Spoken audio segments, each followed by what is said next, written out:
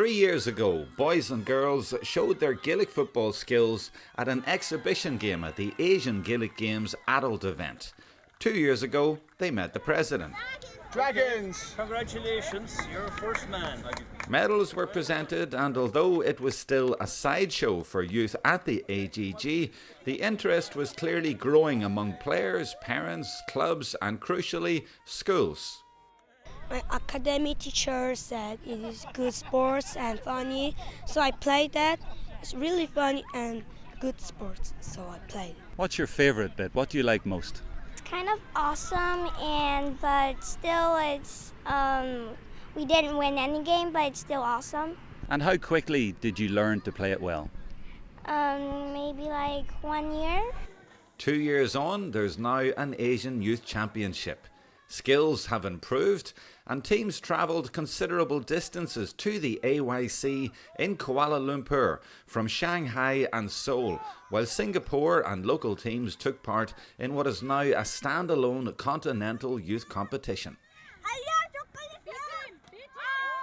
I think it's very significant because it shows that the game is growing, not only with the senior teams and the girls and the men's team who have a direct connection to Ireland, but for kids who are second generation kids, but also kids, a lot of Korean kids here have no Irish connection but are going to schools where Irish teachers are teaching and they're learning Gaelic football, and I think this is a great development for GA in Asia.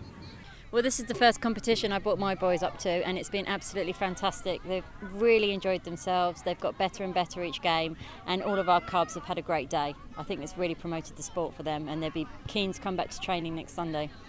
I think it's brilliant just to have it for the youths only, because they get more ball, they get more games. When they join the older members, the seniors, they have less game opportunities. So we've really, really enjoyed it, yeah.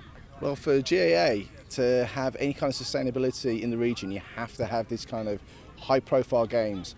You have to have the kids getting involved at an early age and having local people actually running it and getting involved. We're very lucky in Shanghai. We've got a fantastic group of parents and we've got nearly 50 Chinese children actually playing the game.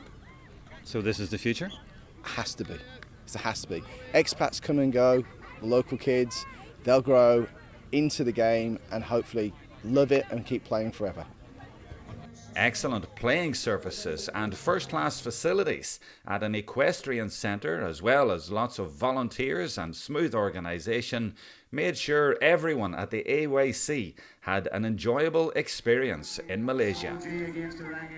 Yeah, that's the reason too as well. I suppose if people are going to travel so far, you could maybe host a tournament in like a soccer-sized pitch with soccer-sized goals, but I think kids deserve to have the GA experience, shall we say, proper pitches, proper lines, proper boxes, proper posts, and I think they appreciated that today as well. And you could kind of see with the kind of having a tournament format that while the first game things mightn't go too well, but they get better and better and better as the games go on. So I think that the finals today were really, really competitive, and I think that was good, and everybody kind of got behind the teams, and that worked really well. But yeah, I think you'd need a kind of a good environment, and I think that brings the best out of the players. So I think that worked well today. We're in 2 years into probably a 10-year plan. And the idea is that we understand that for Gaelic to be sustainable in Asia, it has to involve the local population. And I think you saw today when we had probably 67% of the participants who were Chinese, Korean, or Singaporean or Malaysian. I think we are at a good first step right now to bring it on further, and I think we will reevaluate and we'll move on, but I think we're at a very good level right now after 2 years to on our 10-year plan. We've been fortunate in getting funding from the Department of Foreign Affairs, and that's kind of important just to, I suppose you can get kind of locations that you can, I suppose, do publicity for it, advertising, that sort of way, and that will work well. But I mean, ultimately it's grassroots level. It's just parents on a Sunday getting up, getting their kids out, announcing it and doing it all on a voluntary basis. And I think that the love of the game stems from just people with their own experience as kids, and they just want to replicate that and kind of pass it on. So it's like that nearly paid forward kind of thing, because we grew up on that and we just want to kind of pass it on to the next legacy. A lot of us are not at home, can't do it at home, but we want to do our bit while we're kind of overseas.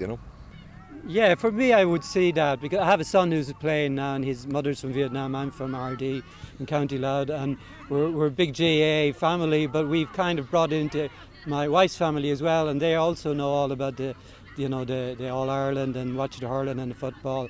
And we GA go and watch it at home as a family. And there's pubs in Hanoi that show and cafes show GA, and there's it's a big interest in it. And I think it's necessary to get local population involved. If you're playing on a local soccer team or a local rugby team, to Aussie rules, to get them involved as well. And I think this is the key. 20 years ago, the Asian Gaelic Games had 4 teams, 1 field, and now it's got 65, 70 teams, 6 fields. It's got a massive sponsor from Fexco.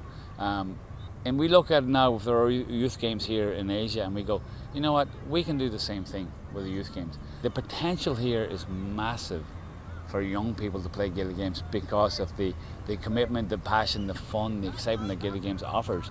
As an Asian County Board, we believe that in 10 years we will have 20, 30, 40, 50 teams playing at the Asian Youth Championships.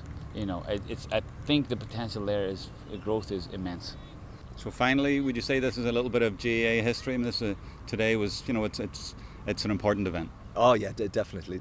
I mean, it will live long in the memory, and I think when the kids, when they're 20, 21, 22, and maybe they're back in college in Ireland, and somebody said, like, where did you learn Gaelic, or where did you start off? And there's that classic line about the Halpines and about and the Cork, and none of them is was it Fiji and was it Antrim, and none have been a hurling stronghold. But hopefully something similar will too as well, with a kind of one of the girls or one of the boys, and they're playing in Croke Park, and somebody will kind of say they grew up in Singapore and they started playing Gaelic, and they went to the Asian Youth Championship back in whenever 2016, 2017, 2018. So I think there's a lot to build there for the future.